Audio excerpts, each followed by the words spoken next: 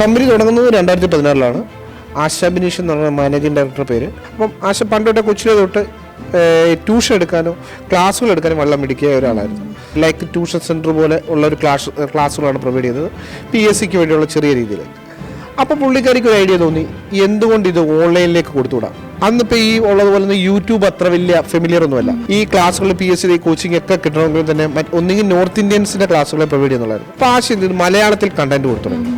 അപ്പം നമ്മൾ എന്ത് ചെയ്തു, 2017 ആയപ്പോഴത്തേക്ക് നമ്മൾ എന്ത് ചെയ്തു, ഓൺലൈൻ ക്ലാസ്സുകളിലേക്ക് പോയി. നമ്മൾ സ്റ്റുഡിയോ സെറ്റപ്പ് ചെയ്തു, വെബ്സൈറ്റിൽ കൂടെ കൊടുത്തു തുടങ്ങി. ഒരു 2018 ആയപ്പോഴത്തേക്ക് ഇത് ആപ്പിൽ കൊടുത്തു. കൂടെ നമ്മൾ ഇത് ചെയ്യുമ്പോൾ തന്നെ നമ്മുടെ ബ്രാൻഡും വളർന്നുകൊണ്ടേയിരുന്നു. ഇവരൊരു 10-15 പേര് അടങ്ങുന്ന ഒരു ടീമായിട്ടായിരുന്നു വർക്ക് ചെയ്തുകൊണ്ടിരുന്നത്. എല്ലാവർക്കും അറിയുന്ന പോലെ 2019 കോവിഡ് വന്നത്. പക്ഷെ കോവിഡ് വന്നപ്പോഴേ മൊത്തത്തിൽ ഷട്ട് ഡൗൺ ആയല്ലോ. സർക്കാർ എന്ത് ചെയ്തു, ഫസ്റ്റ് കോവിഡിന്റെ വേവ് തീരുന്ന ആ സമയം ആയപ്പോഴത്തേക്ക് റാങ്ക് ലിസ്റ്റ് തീരാറായി സർക്കാരിന്റെ കയ്യിൽ.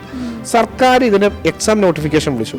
ആ പരീക്ഷ കഴിഞ്ഞപ്പോഴത്തേക്കും നമുക്കൊരു വന്ന റിസൾട്ടും ഞങ്ങൾ കാരണം 1500ഓളം ഗവൺമെന്റ് എംപ്ലോയീസ് കഴിഞ്ഞ വർഷത്തെ LPSC UPSC നമുക്ക് ജനറേറ്റ് ചെയ്യാൻ പറ്റും.